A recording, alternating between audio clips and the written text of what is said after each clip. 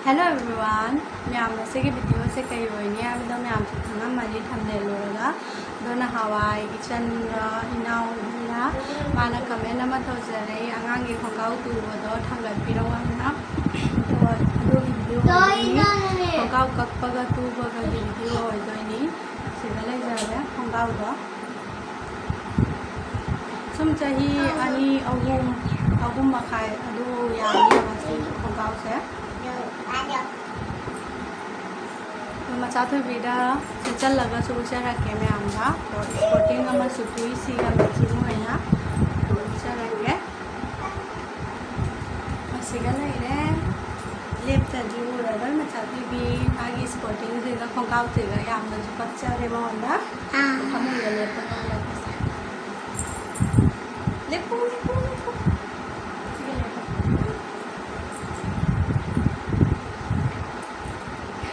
लेपो लेप तजी वो रहा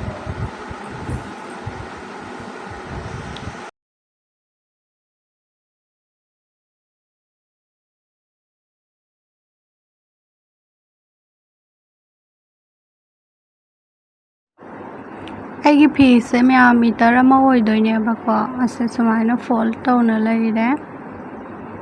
ꯑꯗꯣ ꯑꯁꯦ ꯁꯟꯗꯣꯛꯄꯤꯔꯒꯦꯕꯀꯣ ꯍꯦꯛꯇ ꯁꯥꯏꯗ ꯑꯃꯗꯩ ꯍꯦꯛꯇ ꯂꯧꯕꯤꯔꯣꯕ ꯖꯁꯥꯔꯣꯟꯗꯩ ꯌꯥꯅꯤ ꯑꯗꯣ ꯁꯨꯃꯥꯏꯅ ꯊꯦꯛꯆꯟꯕꯤꯔꯦ ꯑꯗꯣ ꯃꯥꯒꯤ ꯃꯔꯥꯛꯁꯦ ꯑꯁꯦ ꯑꯣꯏꯗꯣꯏꯁꯦ 10 ꯂꯧꯔꯦꯕꯀꯣ 10 inch ꯑꯗꯨꯒꯩꯗꯤ ꯂꯦꯟꯁꯁꯤꯅꯅꯦ 12 ꯂꯧꯔꯦ ꯑꯗꯣ 12 ꯂꯧꯏꯁꯦ 2 inchꯗꯤ ꯁꯨꯝ ꯑꯦꯛꯁꯇ꯭ꯔꯥ ꯃꯊꯛꯀꯤ ꯕꯦꯜꯠꯀ ꯑꯗꯣ ꯃꯈꯥ ꯈꯣꯞꯄꯒ 2 inchꯁꯦ ꯆꯠꯈꯤꯗꯣꯏꯅꯤ ꯑꯗꯣ ꯈꯣꯡꯒ꯭ꯔꯥꯎꯁꯦ 10 inchꯀꯤ ꯑꯣꯏꯗꯣꯏꯅꯦꯕꯀꯣ ꯑꯗꯣ ꯁꯨꯃꯥꯏꯅ ꯐꯖꯅ ꯃꯥꯔꯛ ꯇꯧꯕꯤꯔꯦ ꯑꯗꯣ 1.5 ꯁꯤꯅ ꯃꯊꯛꯀꯤ ꯕꯦꯜꯠ ꯆꯠꯈꯤꯗꯣꯏꯕ ꯑꯗꯨꯒ ꯃꯈꯥꯗ ꯍꯥꯞꯇꯨꯅ ꯈꯣꯡꯒ꯭ꯔꯥꯎꯒꯤ ꯃꯄꯥꯟꯗꯣ ꯈꯣꯞꯇꯣꯏꯕꯀꯣ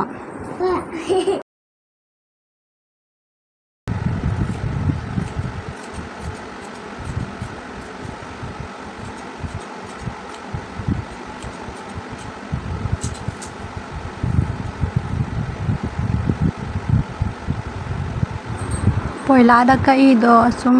ꯑꯁꯤ ꯃꯊꯛꯁꯤꯒ ꯊꯥꯡꯒꯠꯂꯒ ꯆꯞ ꯆꯥꯅ ꯁꯨꯝ ꯀꯛꯄꯤꯔꯦꯕ ꯑꯃꯈꯛꯀ ꯑꯗꯣ ꯑꯅꯤ ꯁꯨꯗꯣꯏꯅꯦꯕ ꯑꯁꯤꯁꯦ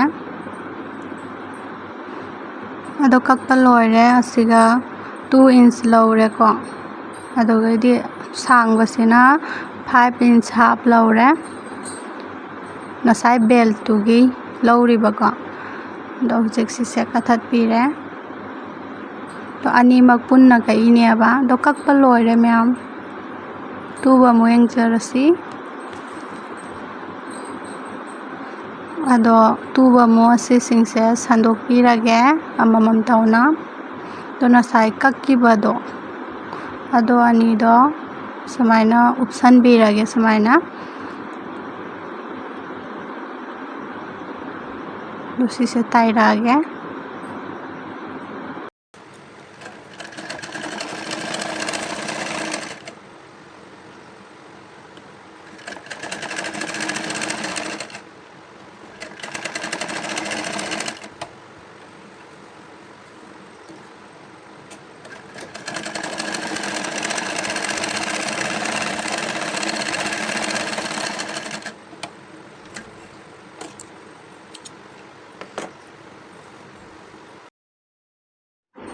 सेम असोंदसुको सोंदा ताई लोइगरे असोंदसु सुमाइना ताइबिरेको दो अनीरोंदा ताइबा लोइजरे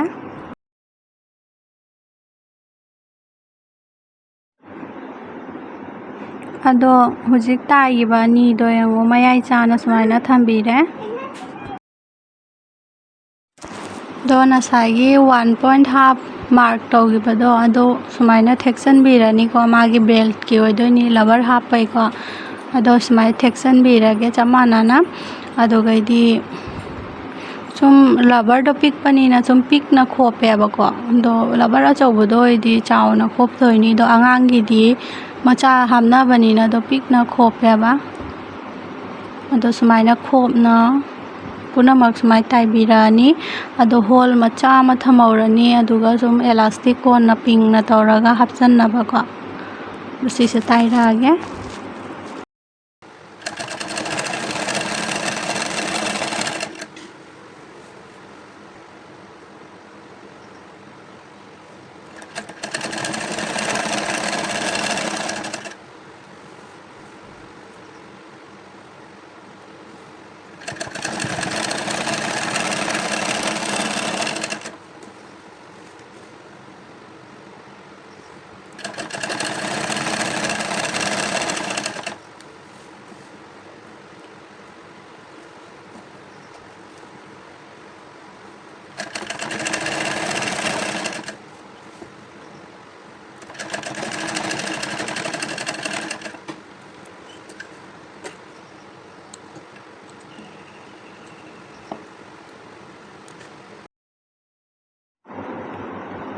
ताइबा लोइरे अदु खतंग खैना ताइदना थमौरे एलास्टिक कोन नमजन्नबाइना अदो जे मखागी पार्ट सिंगसे असे अनी से खोपागे अनीमक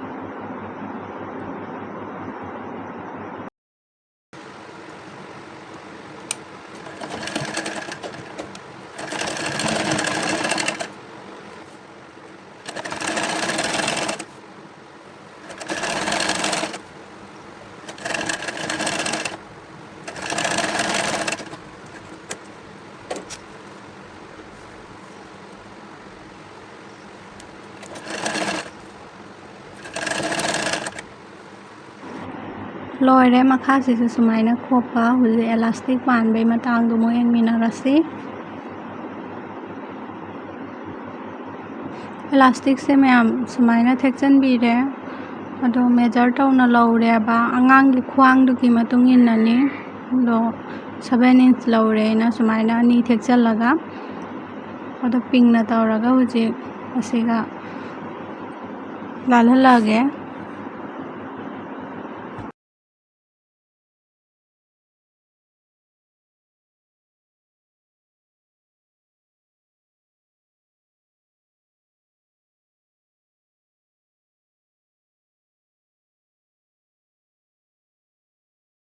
एलास्टिक की मतोन अनी से चप मानाना कथत पीरे अदुगा इदी से फोलागे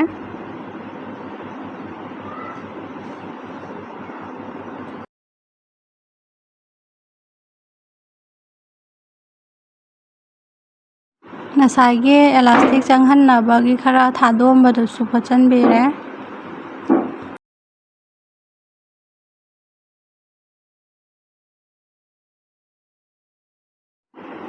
मखागी elastic Sissu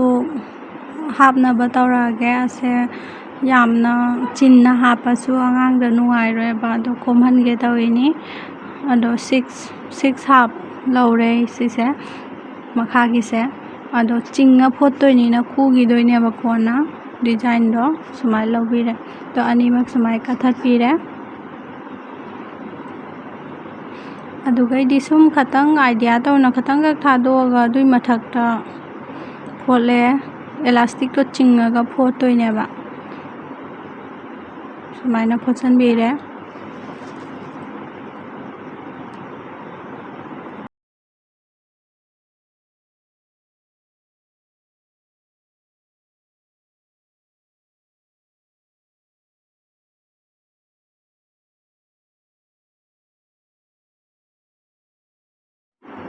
सोनसु फोलागे same to same process को चिंगागा फोटपिवाबा को नतादि मागी कुछ नाइबदो नाइरारोएबा अदो फिटिंग की असिगा हुजी मतोन अनी से मानारागा फजना तौना सुमाइना डबल सिलाई तौबीरे लोइरे मैम खोंगाव तोबा याम इजी नत्रा तो मैम तो हेल्पफुल लोइरादी आइगी वीडियो से लाइक तौबीरमो शेयर सब्सक्राइब सु तौबीरमो दो अतैसु कमाइना वीडियो येंगनिंगी कमेंट तौना हाइबीरमो तो नसिगिदी मतांग सिगा लोइसनजरगे।